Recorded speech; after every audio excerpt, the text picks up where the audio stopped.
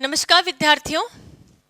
पूर्व वयस्कावस्था में जो कि 18 वर्ष से 40 वर्ष तक की होती है, इस अवस्था में क्या क्या विकासात्मक कार्य होते हैं, इस कार्यों के बारे में हम देख लेते हैं। तो बच्चों, सबसे पहले होता है इसमें संवेगात्मक स्थिरता प्राप्त करना। संवेग जो कि 0 से 2 वर्ष तक की उम्र तक डेवलप हो जाते हैं। जितने प्रकार के भी संवेग होते हैं, चाहे नेगेटिव संवेग होते हैं चाहे पॉजिटिव संवेग हो, जितने भी प्रकार के संवेग होते हैं वह कितने साल की उम्र में डेवलप हो जाते हैं? 2 साल की उम्र तक डेवलप हो जाते हैं। डेवलपमेंट होने के बाद में उनमें परिवर्तन आने लग जाते हैं। परिवर्तन किस तरह से आते हैं? जैसे किसी को क्रोध किसी समय ज़्यादा आता है, किसी में खुशी किसी समय ज़्यादा होती है। यह जो शारीरिक और मानसिक परिवर्तन होते हैं जो कि 18 वर्ष तक होते हैं, इन परिवर्तनों के साथ साथ जो संवेग होते हैं उनमें भी परिवर्तन आते रहते हैं। ठीक है, अब क्या होता है बच्चों, एक समय ऐसा आता है जो कि प्री एडल्टहुड कहा जाता है, जिसको इस एडल्टहुड में व्यक्ति में जो संवेग होते हैं वह स्थिर होने लग जाते हैं। यदि व्यक्ति को गुस्सा बहुत ज़्यादा आता है तो इस अवस्था में गुस्सा परमानेंट रह जाता है। यदि इस अवस्था में संवेग किसी भी परिस्थिति के कारण हो जाता है, बहुत अलग अलग परिस्थितियाँ होती हैं, किसी की सामाजिक परिस्थितियाँ होती हैं, किसी की फाइनेंशियल कंडीशंस होती हैं, किसी की पारिवारिक कंडीशंस होती हैं, यानी अलग अलग तरह की जो अवस्थाएं होती हैं, उन अलग अलग तरह की अवस्थाओं के कारण से संवेग हो जाते हैं। वो जो चेंजेस ऑफ संवेग होते हैं ना, वो स्थिर होने लग जाते हैं, सेटलमेंट सा होने लग जाता है उन संवेगों के अंदर। ठीक है, अब संवेगों के अंदर स्थिरता कैसे आती है?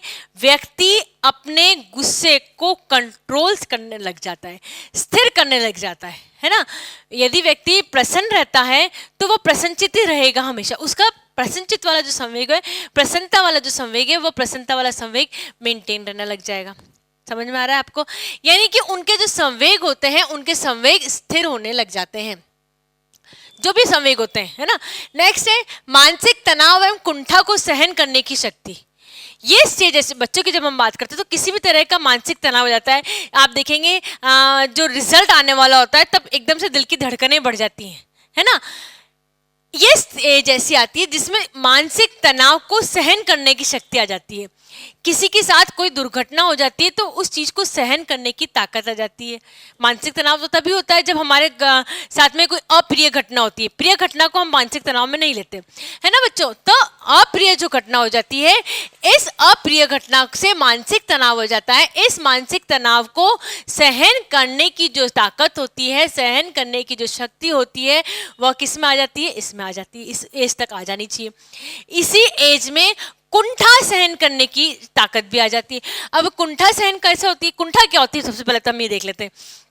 हमारे अंदर कई तरह की कुंठाएं होती हैं और ये सभी व्यक्ति में होती है। किसी को ये लगता है कि हाँ हमारा फाइनेंशियल बैकग्राउंड इस तरीके का होना चाहिए, पर इस तरीके का नहीं है। ये एक कुंठा है मन में, है ना। किसी को ये महसूस होता है कि हाँ उसकी जो वोकेबलरी है वह बहुत अच्छी है, हमारी वोकेबलरी इतनी अच्छी नहीं है। वह इंग्लिश स्पीकिंग में बहुत बढ़िया है, हम इंग्लिश स्पीकिंग में बहुत बढ़िया नहीं है। वह इस जगह पे बहुत अच्छा है, हम इस जगह बहुत अच्छी। यानी हमारे अंदर कई तरह की कुंठाएं भरी हुई हैं और ऐसा नहीं है कि ये मेरे में ही या आप में ही है, सभी मानव में होते हैं और ये मानव का स्वभाव है कुंठाएं रखना। इस कुंठाओं को सहन करने की जो ताकत आती है वह इस उम्र में आती है। हाँ, हम इस बात को मान लेते हैं, कुंठा सहन करने का मतलब होता है हम इस बात को मान लेते हैं कि हाँ हमारे में ये कमी है और हम इस कमी के साथ में हमें जीवन भर रहना है। ठीक है, तो ये क्या होता है? कुंठा सहन करने की जो ताकत होती है वह ताकत होती है। ठीक है, व्यवस्था का निर्धारण करना। कौन कौन सी व्यवस्थाएं करते हैं हम? बहुत सारी व्यवस्थाएं करते हैं। ये एक एज होती है जिसमें हम अलग अलग तरह की व्यवस्थाएं करते हैं। हम मैरिटल एडजस्टमेंट इसी एज में करते हैं, व्यवस्थाएं कर रहे हैं हम। हमारे साथ में हमारे पारिवारिक जीवन चक्र के जो दौर शुरू होता है, प्रारंभिक पारिवारिक दौर जो शुरू होता है, इस प्रारंभिक पारिवारिक जीवन चक्र में हम विभिन्न तरह की व्यवस्थाएं करते हैं। इसी उम्र के अंदर हम प्रारंभिक से नेक्स्ट स्टेज में पहुंचते हैं फैमिली लाइफ साइकिल के, और हम उसमें भी हमारी जो व्यवस्थाएं करनी पड़ती है, यानी कि सेकंड स्टेज होती है, उसके अंदर जो बच्चे का आगमन होता है उससे हम सेकंड स्टेज मानते हैं ना। तो हम उसके बच्चों के लिए भी कई तरह की व्यवस्थाएं करते हैं, हमारे पेरेंट्स के लिए भी हम कई तरह की व्यवस्थाएं करते हैं, हमारे जो सामाजिक परिवेश होता है उसके अंदर हमारा जो स्थान प्राप्त करना होता है उस स्थान प्राप्त करने के लिए भी हम कई तरह की व्यवस्थाएं करते हैं। यानी कि ये स्टेज ऐसी होती है जो अलग अलग तरह की व्यवस्थाओं का निर्धारण करती है, और निर्धारण किसके द्वारा किया जाता है? व्यक्ति के स्वयं के द्वारा निर्धारण किया जाता है। ठीक है, नेक्स्ट होता है नए परिवार का निर्माण। नया परिवार कौन सा होता है? चाहे लड़की के लिए हो चाहे लड़के के लिए हो, जब मैरिज हो जाती है दोनों की तब उनका एक नया परिवार का निर्माण होता है। इस परिवार का निर्माण के साथ में जब बच्चे होते हैं तब भी परिवार का निर्माण होता है। हस्बैंड वाइफ दोनों हैं, फर्स्ट स्टेज हो गई लाइफ साइकिल की, फिर सेकंड स्टेज आ गई जिसमें हस्बैंड वाइफ और बच्चे हैं, यह भी लाइफ साइकिल की स्टेज है और इसमें भी परिवार का निर्माण ही हो रहा है ना। साथ में दोनों, चाहे लड़का हो चाहे लड़की पक्ष हो, दोनों के परिवार का साथ में लेके खुद के स्वयं के परिवार का जो निर्माण करना होता है वह भी किस स्टेज में होता है? इसी स्टेज में होता है ना। यानी कि बहुत सारे एडजस्टमेंट जो होते हैं वह किस स्टेज में होते हैं? इस स्टेज में होते हैं। नया परिवार का निर्माण से क्या तात्पर्य आपका? नया परिवार का निर्माण से होता है कि जब हम नया परिवार का निर्माण करें तब हमें संवेगात्मक स्थिर होना चाहिए। पल में गुस्सा, पल में खुशी, इस तरीके का संवेग नहीं जो होते हैं। हमें संवेगों में स्थिरता होनी चाहिए। किसी भी प्रकार का मानसिक तनाव होगा तो उसका असर, नेगेटिव असर किस पे पड़ेगा? परिवार के ऊपर पड़ेगा। कई तरह की व्यवस्थाएं करनी होती हैं परिवार के अंदर, है ना। कैसी व्यवस्थाएं करनी पड़ती है? जैसे कि पेरेंट्स हैं उनके साथ में एडजस्टमेंट, फैमिली के साथ में एडजस्टमेंट, हस्बैंड वाइफ के साथ में एडजस्टमेंट, स्पाउस के साथ एडजस्टमेंट, प्लस जो बच्चे हैं उनके साथ में एडजस्टमेंट। यानी पूरे परिवार को साथ में लेके चलना, यही इस एज में होता है ना। नेक्स्ट है व्यवस्थित दिनचर्या। जैसे आप स्कूल में जाते हैं तो आपने स्कूल लाइफ को ध्यान करिए। स्कूल लाइफ में क्या होता है बच्चों? आप मॉर्निंग में उठते हैं, स्कूल जाते हैं, है ना। स्कूल का टाइम फिक्स होता है, आते हैं घर पे और आपके एक व्यवस्थित दिनचर्या कि आपको इस समय आके होमवर्क करना है या आपको किसी क्लास में जाना है तो उस क्लास में जाते हैं। फिर आप क्या करते हैं? अपने स्कूल का पढ़ाई करते हैं और फिर आप रात को टीवी देख के सो जाते हैं। जनरली यही दिनचर्या होती है, प्लस माइनस थोड़ा बहुत होता है। कॉलेज में आते हैं, कॉलेज में आने के बाद आपकी दिनचर्या चेंज हो जाती है। ठीक है, मैरिज हुई, मैरिज के बाद आपकी दिनचर्या थोड़ी चेंज हो जाती है। यह स्टेज, जब हम इस स्टेज की बात करते हैं 40 वर्ष के आसपास की, व्यक्ति की अपनी स्वयं की एक दिनचर्या फिक्स हो जाती है। मॉर्निंग में उठना है, योगा करना है, एक्सरसाइज करनी है, जो भी करना है, ठीक है। फिर उसके बाद क्या होता है बच्चों? तैयार होना है, तैयार होके या घर का जो भी कार्य करना होता है वो कार्य करने होते हैं। उसके बाद क्या होता है? ऑफिस जाना है, ऑफिस जाने के बाद में घर के कार्य करने हैं और फिर टीवी देख के सोना है। मतलब फिक्स दिनचर्या होती है कि इतने बजे तक इतने ये कार्य करना, इतने बजे तक ये कार्य करना, इसके बाद ये कार्य।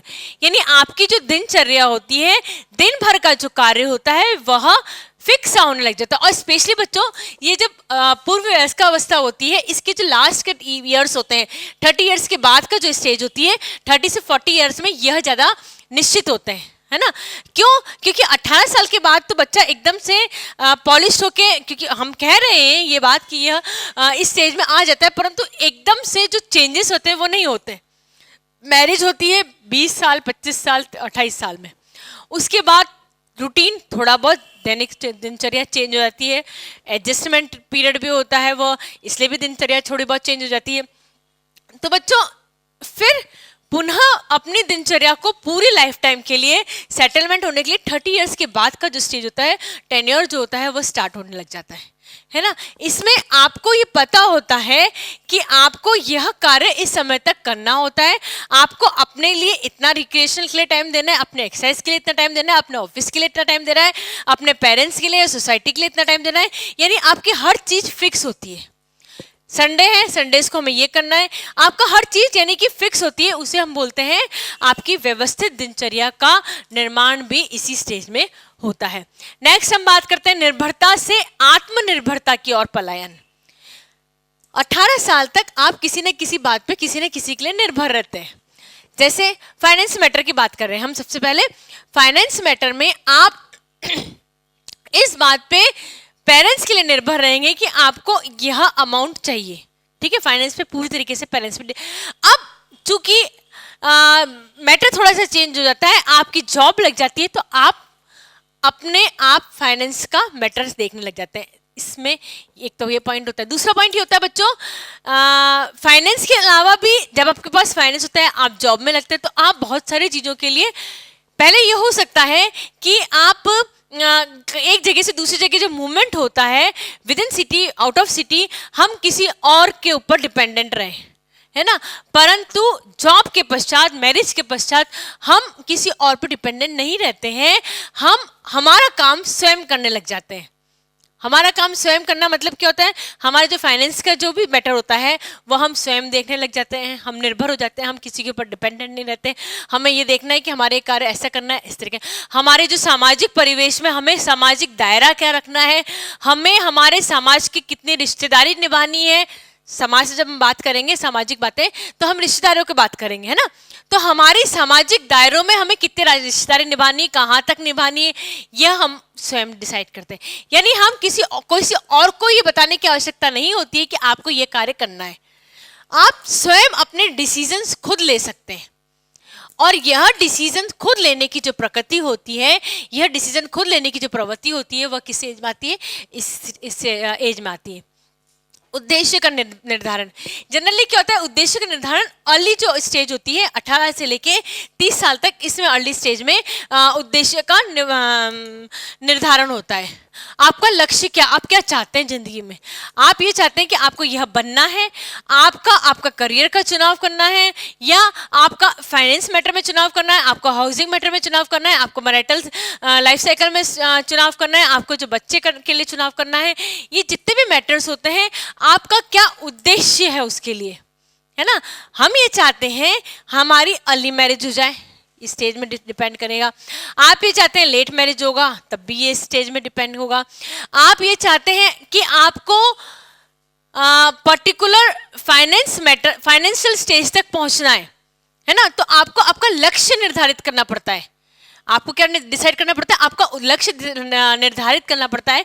मुझे इतने घंटे प्रतिदिन वर्क करना है, तब जाके मुझे यह जो मेरा फाइनेंस का स्टेटस है वह हो जाएगा, या मुझे स्टैंडर्ड ऑफ जो लिविंग है वह मेंटेन करनी है, मुझे यह मकान बनवाना है, मुझे इंटीरियर्स कराना है। जितने भी तरह के आपके उद्देश्य होते हैं, चाहे जो लक्ष्य जो होते हैं वो शॉर्ट टर्म के लक्ष्य हो, चाहे लॉन्ग टर्म के लक्ष्य हो, हम जल्दी जल्दी बात करते हैं इसमें। लॉन्ग टर्म के जो उद्देश्य होते हैं उसको भी हम इस तरह के पूरा करते हैं।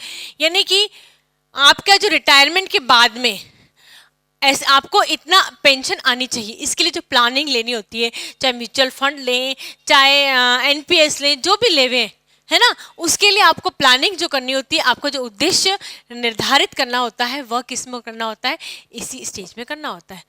आत्मनिष्ठा का विकास, जो कि एक मनुष्य के लिए नितांत आवश्यक होता है, बहुत ही जरूरी होता है कि अगर किसी व्यक्ति में आत्मनिष्ठा आ जाती है, तो आत्मनिष्ठा से व्यक्ति का व्यक्तित्व जो होता है वह सुधर जाता है, अच्छा बन जाता है, और उसके अंदर अपने आप में एक संतुष्टि का अनुभव होता है। वह किस स्टेज में होता है, वह इसी स्टेज में होता है। विशिष्ट क्षमताओं की प्राप्ति, विभिन्न तरह की ट्रेनिंग्स लेके, विभिन्न तरह का ज्ञान लेके, विभिन्न तरीके के मेथड से हम हमारे अंदर में जो विशिष्ट क्षमताएं हैं उसका जो ज्ञान है वो किसके द्वारा प्राप्त कर सकते हैं, हम ये इसी स्टेज में प्राप्त कर सकते हैं। हर व्यक्ति के अंदर, है ना, हर व्यक्ति के अंदर ईश्वर ने कोई ना कोई विशिष्ट क्षमता दी होती है। अब आपको जो ये विशिष्ट क्षमता है, इन विशिष्ट क्षमताओं को पहचानना होता है, इनका ज्ञान प्राप्त करना होता है। इन विशिष्ट क्षमताओं को पहचानना और ज्ञान प्राप्त करने की उम्र जो होती है वह 18 वर्ष से 40 वर्ष तक की होती है। यानी ये जो 18 वर्ष से 40 वर्ष की उम्र होती है बच्चों, इसके अंदर कई प्रकार के विकासात्मक कार्य होते हैं और इनकी बहुत ही ज़्यादा आवश्यकता होती है, क्योंकि यह जीवन में स्थिरता प्रदान करते हैं। चाहे संवेगात्मक स्थिरता हो, चाहे मानसिक तनाव में स्थिरता हो, चाहे कुंठा में स्थिरता हो, किसी भी तरह की जो स्थिरता होती है वह स्थिरता की शुरुआत इस स्टेज में होती है। हालांकि बहुत सारे उथल पुथल भी इस स्टेज में होते हैं, परंतु फिर भी उथल पुथल के पश्चात व्यक्ति के जो स्थिरता आ जाती है वह इसी स्टेज में आ जाती है। इसी कारण इस स्टेज में विभिन्न प्रकार के विकासात्मक कार्य होते हैं।